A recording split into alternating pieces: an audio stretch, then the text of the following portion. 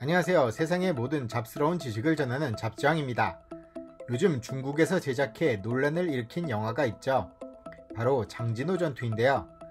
중공군의 참전으로 북진의 기회를 놓친 우리 입장에선 이 영화에 대해 좋은 시선을 가질 수 없습니다. 적성국이었던 중공군 입장에서 이야기가 그려지다 보니 우리로선 거부감이 들 수밖에 없죠.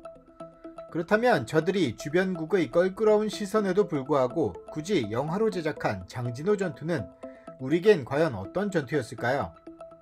장진호 전투를 살펴보려면 우선 인천 상륙작전부터 훑어봐야 할 것 같습니다.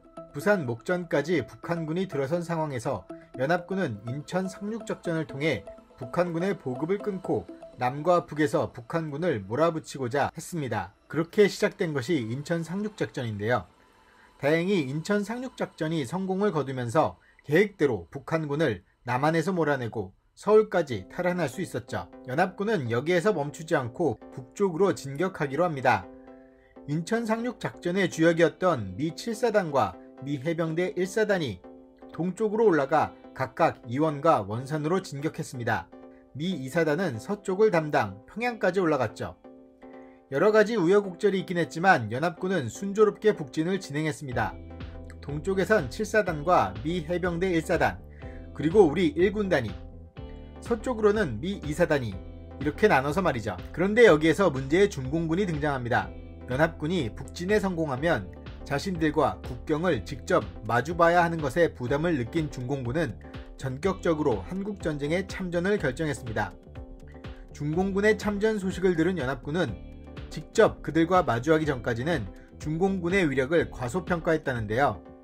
급하게 오느라 동계 장비도 없이 고무신에 맨발로 달려드는 중공군의 모습이 겉으로 보기에는 그렇게 위력적으로 보이지 않았기 때문일 것입니다.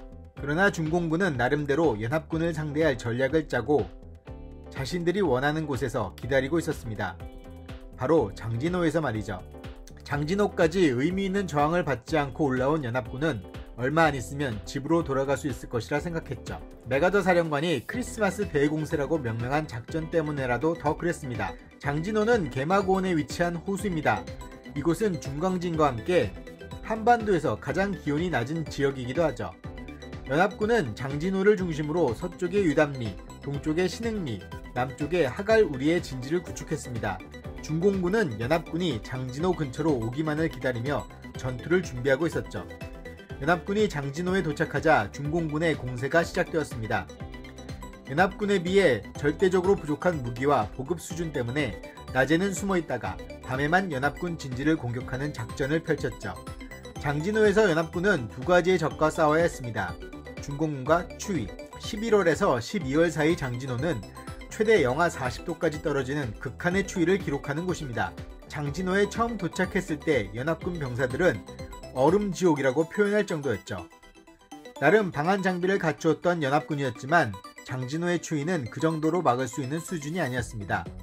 수염이 얼어붙는 것은 물론이고 군화 속이 땀에 젖으면 곧바로 얼어붙어 마치 얼음 위를 걷는 것과 같다고 할 정도였고, 쓰러진 중공군의 시체는 얼어 죽었을 당시와 똑같은 자세로 누워있었을 정도라고 하니 그 추위가 가히 상상조차 되질 않습니다. 이러한 극한의 추위에서 중공군은 끊임없이 연합군을 괴롭혔고 더 이상의 전투가 무의미하다는 판단하에 메가더 사령관은 철수를 명령하였습니다. 철수를 결정했다고 해서 상황이 종료된 것은 아니었습니다. 철군지로 결정된 흥남까지는 갈 길이 아직 많이 남아 있었기 때문이죠. 설상가상으로 중공군은 연합군의 퇴로를 이미 파악해 곳곳에 배치시켜 연합군의 철수를 방해했습니다.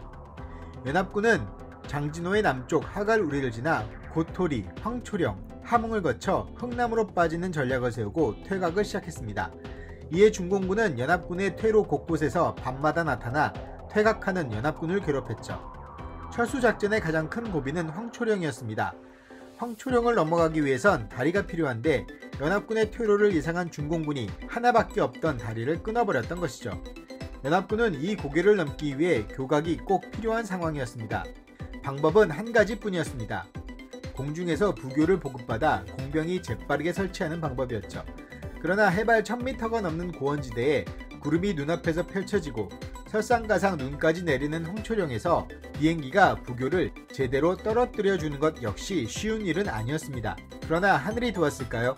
비행기가 부교를 보급하러 황초령으로 날아오는 동안 날씨가 좋아져 부교를 원활하게 보급해줄 수 있었습니다.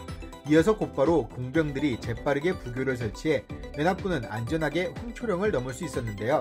그리고 함흥을 거쳐 흥남까지 성공적으로 철수했죠. 그런데 여기에서 예상치 못한 일이 벌어졌습니다.